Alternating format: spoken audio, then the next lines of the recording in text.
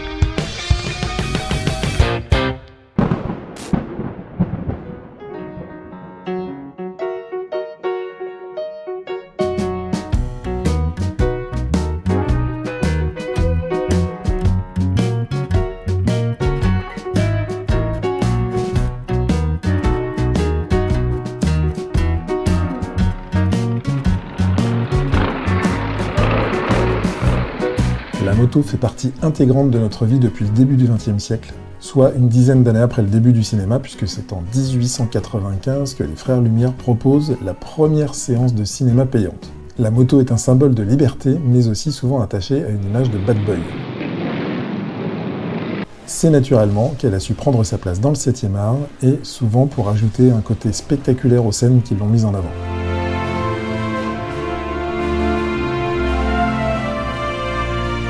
La moto a souvent joué un rôle important dans le cinéma, ajoutant une dose d'excitation, de vitesse et de style à de nombreuses scènes. Par exemple, dans les films de James Bond, où elle a souvent été présentée dans des scènes d'action spectaculaires, comme dans Tomorrow Never Die en 1997, avec une course-poursuite à deux sur une moto, l'un utilisant le frein avant et l'autre l'embrayage.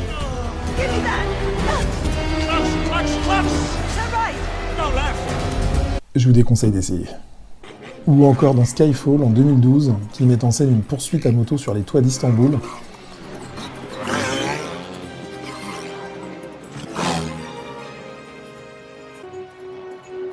Et que dire de cette cascade incroyable dans No Time to Die.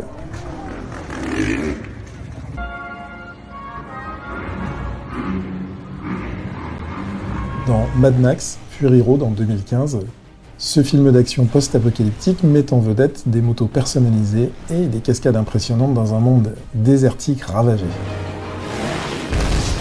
Et la moto s'est aussi immiscée dans la science-fiction, comme dans Tron, en 1982, issu du jeu vidéo du même nom. Ce film culte présente des scènes de courses de moto futuristes dans un monde numérique. Ces séquences ont été saluées par leurs effets spéciaux novateurs à l'époque.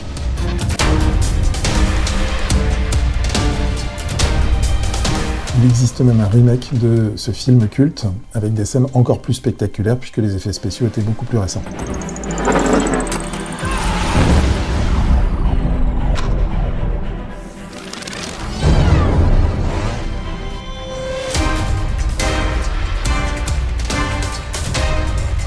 Dans The Dark Knight en 2008, la moto fait partie intégrante de l'univers du personnage Batman, avec même un nom qui lui est propre, la Batcycle, une moto spécialement conçue pour les besoins du personnage.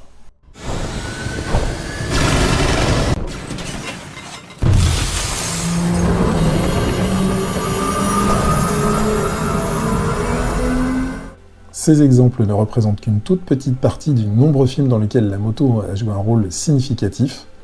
Passons plus précisément au Harley-Davidson dans le cinéma.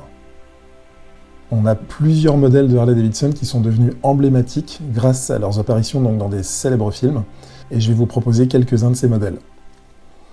On va commencer avec l'Electra Glide de Easy Rider en 1969. Easy Rider, c'est un film culte réalisé par Dennis Hopper et qui met en vedette Peter Fonda et lui-même, Dennis Hopper. C'est l'un des films les plus emblématiques mettant en scène les motos et plus particulièrement les Harley-Davidson. On y suit deux motards qui voyagent à travers les États-Unis et qui sont à la recherche de liberté.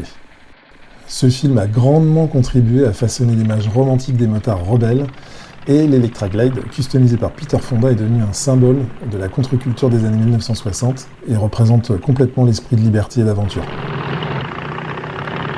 On passe à The Wild Band en 1953. On fait un bond en arrière avec L'équipé sauvage. Ce film, qui met en scène Marlon Brando, est l'un des premiers à présenter les motards et leurs motos comme un symbole de la rébellion et de l'anticonformisme. Cette représentation a contribué à populariser l'image des motards hors la loi dans la culture populaire. On y voit Marlon Brando chevauchant fièrement sa Triumph Thunderbird 6T et quelques Harley Davidson avec l'apparition de Flathead et de Panhead sur plusieurs scènes, comme en voilà.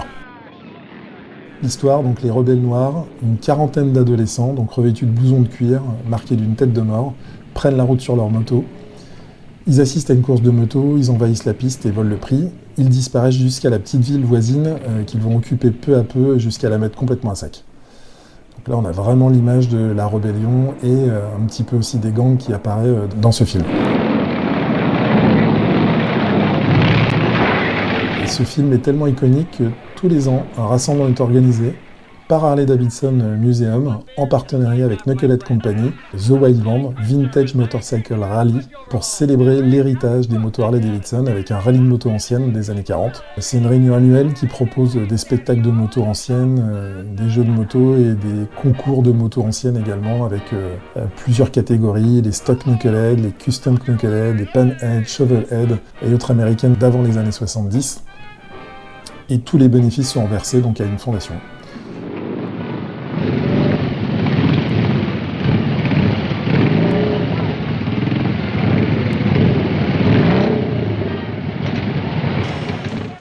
Encore plus iconique, on passe à la Harley Davidson Fatboy de Terminator 2, Le Jugement, qui est sorti en 1991.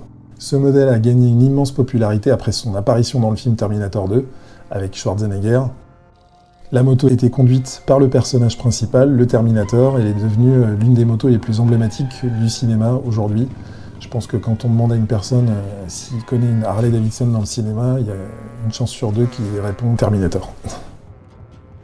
On y voit des scènes hyper spectaculaires, notamment cette scène où on voit John Connor, le personnage principal, qui essaye d'échapper lui-même à un robot et qui est sauvé par le Terminator. Et cette fameuse cascade où le Terminator, avec son Fatboy, saute dans les égouts de la ville.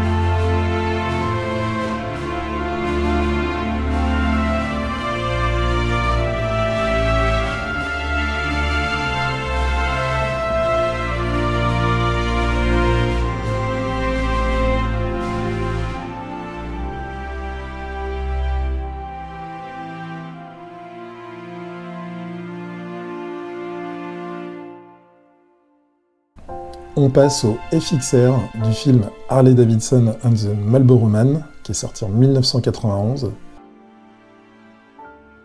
Une nouvelle fois autour de la liberté et un peu la marginalité, avec deux compères qui décident d'aider un vieil ami, un gérant de bar, qui est menacé d'expulsion par un banquier mal intentionné. Deux personnages dont un qui s'appelle Harley Davidson et le deuxième Marlboro Man, qui se connaissent depuis de nombreuses années et qui s'allient pour dévaliser un fourgon de banque. L'argent gagné avec ce casse permettra d'effacer l'ardoise de leur ami commun, mais le hold-up est loin de se dérouler comme prévu, évidemment. S'ensuit donc une belle aventure. Et dans ce film d'action, c'est Mickey Rourke qui joue le rôle de Harley Davidson, et il chevauche une Harley Davidson FXR customisée, qui est devenue elle-même emblématique grâce à ce film. On retrouve également la Harley Davidson Street 750 dans Captain America, The Winter Soldier en 2014. Le personnage de Captain America, joué par Chris Evans, conduit une Harley Davidson Street 750 dans plusieurs scènes d'action. La moto aurait gagné en popularité grâce à son apparition dans ce film. Et j'ai choisi cette moto parce que c'est vraiment pas la plus prisée chez Harley-Davidson. Et j'aurais vraiment pas parié sur cette moto pour représenter Captain America. Ça prouve quand même que l'apparition d'une moto dans un film est toujours un levier au niveau commercial pour les constructeurs.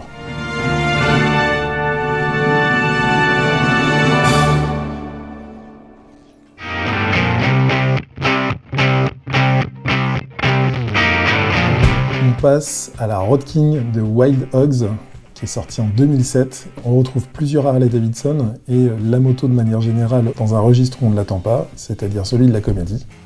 Un super casting avec John Travolta, Tim Allen, Martin Lawrence et William H. Macy qui voyagent à travers les États-Unis sur leur moto.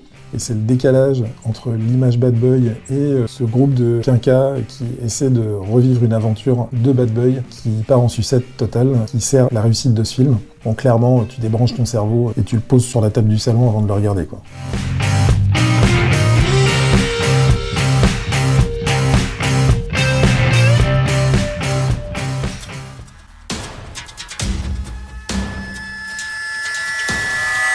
On va finir avec la Livewire, qui fait son apparition dans un des films Marvel's Avengers, avec Scarlett Johansson qui joue le rôle de la Veuve Noire et qui pilote cette moto de main de maître. Enfin, petit cocorico quand même.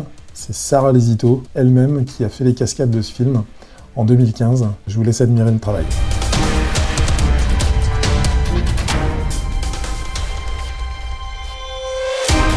C'est marrant, comme une moto qui fait un bruit d'aspirateur, ça passe nickel dans un film, mais dans la vraie vie, c'est vraiment pas terrible.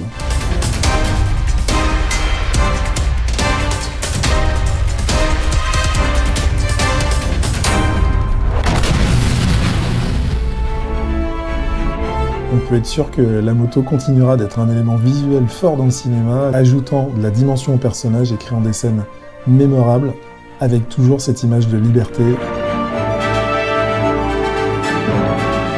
Bon, c'est pas pour ça qu'il faut te prendre pour un super-héros sur la route. Allez, ride safe.